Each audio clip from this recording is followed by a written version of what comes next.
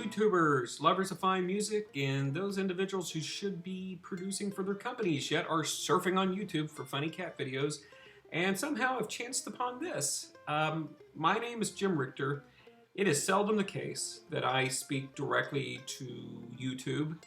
I don't believe in video blogging. I don't really like hearing myself talk. I would rather just play a song, let you like it if you like it. However, today I felt like I needed to reach out. Today marks the release of 2 solo albums. The name of the series is called Intuition, that's IN-Tuition. And the first album is called Blues. The second album is called Mandopoly. Now you're probably asking, why 2 solo albums at the same time? I'm old enough to remember when Guns N' Roses released Use Your Illusion 1 and Use Your Illusion 2, which at the time seemed a little pretentious.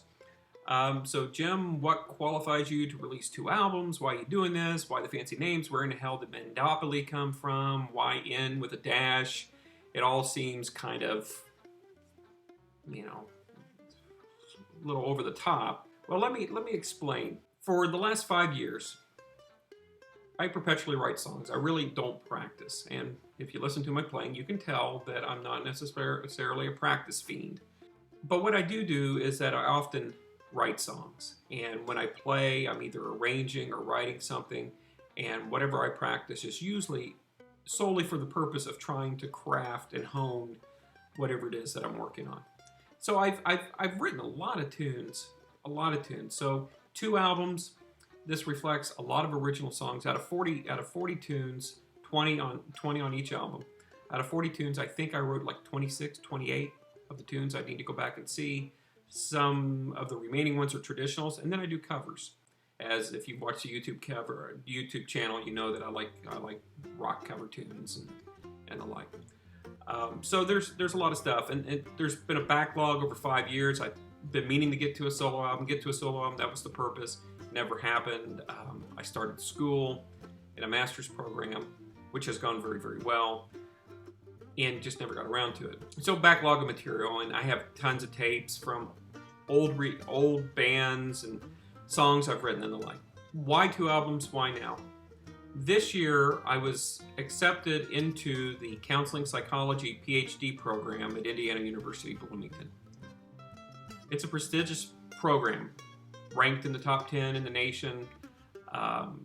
Really feel honored to have been chosen to be one of, I think, 8 people in our cohort. And the anxiety-provoking aspect of this is that as of yet, I've been unable to really secure any type of doctoral funding. Sitting around thinking about what can I do, because I'm still working full-time, raising a family, going to school.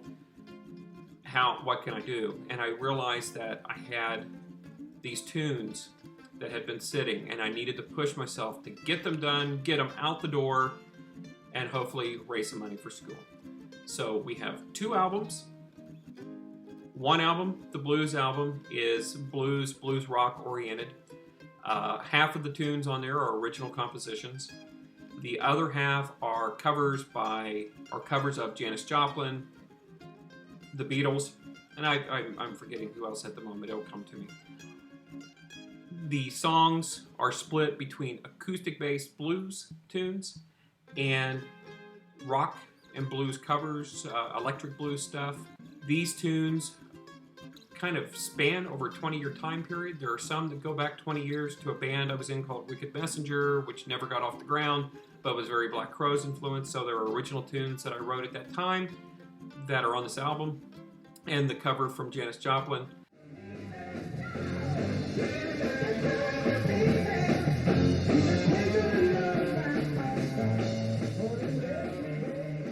Again, these are old things, and though most of everything that you hear is studio quality, there are tunes that come from old practice tapes, rehearsal, same thing as practice, but rehearsal tapes, song sketches of tunes that I was working on, and there was something finished, live performances, and I've done my best to clean them up and really give you something that is a good, exciting performance. So those things come from cassettes, old DATs, and you'll tell the quality. But if you're like me, who really enjoys anthologies of old blues 78s, old country 78s, who enjoys pulling out, his Hank Williams albums from the 1950s, I can deal with a little bit of pop and scratch, and hopefully you can too. That, of course, is only a part of what's going on here. The majority of it recorded with studio grade equipment. So the blues album, blues focused, blues bands, the Forecasters, my friends JJ and Will Scott. Will Scott, wonderful Americana singer who you can find here on YouTube, who's based out of New York City.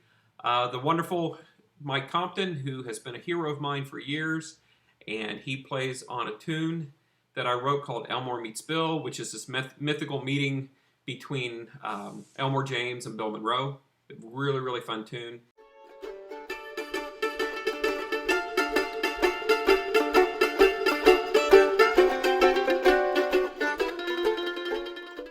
One of my favorite on the album is the cover of While My Guitar Gently Weeps with my brother Phil, which is from a rehearsal tape.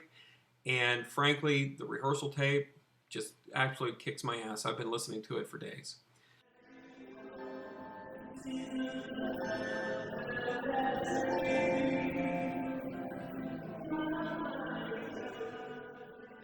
Mandopoly. Well, Monopoly. Mandopoly. Basically what you're getting is this is primarily mandolin. So I think it's humorous. I think it's punny. It may be kind of punny in a bad way. Don't know. Sorry, I'm scratching my nose. Let you be the judge of that. This album, almost entirely original tunes. There are some traditional tunes. Cover of Ian Anderson, Jethro Tull, Life is a Long Song.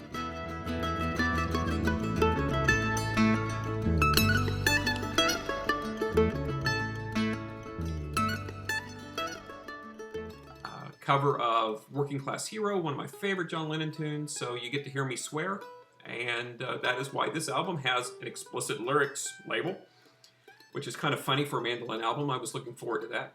Very few acoustic mandolin albums that have explicit lyrics written on them. But it's a fun album. Again, my brother Phil was on there. We do a great cover of Bob Dylan tune. Many different types of original tunes. Some very traditional Norman Blake-ish type tunes that are recorded with my friend Will Kimball.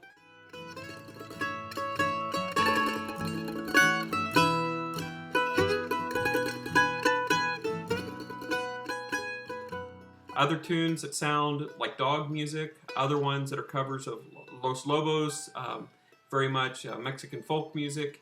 Interesting album. Now, one of the things with this album that somehow, I don't know if it was a problem on the distributor or a problem on my end, there are 2 or 3 songs that the mix doesn't sound quite right compared to the rest of the album, but hopefully you can live with it. The point of this is that I'm trying to raise money for school. I don't want to go out there and beg. I would like to offer product. I would like to offer you something. You can choose to buy singles. My thought is I've released 2 albums, 20 songs each. If you go to iTunes or go to Amazon, each of those songs individually 99 cents. The album is $10. So for $10 you get 20 tunes, 50 cents a song. You can still go through and choose singles, but in the end, it's just smarter to buy the whole album. It's only $10. If you don't like everything on there, there are so many songs you can pick or choose, create your own playlist, create your own album, basically is the deal. Same thing with Mandopoly. There are 20 tunes there. I don't expect people to like every one of them. Not all of them hold up equally well. There are some I'm incredibly proud of. There are some others that I very much like and forced myself to put on there because I did like them. Even though I had some reservations. For example, Life is a Long Song. I think my arrangement is absolutely wonderful. I think my mandolin playing, absolutely wonderful. My singing, it's okay. I'm not Ian Anderson.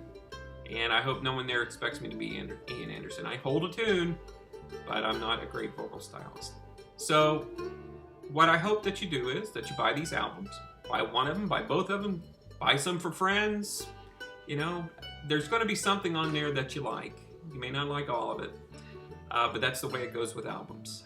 Usually there are 2, 3, 4 songs that you might really like, and then you don't listen to the rest of it.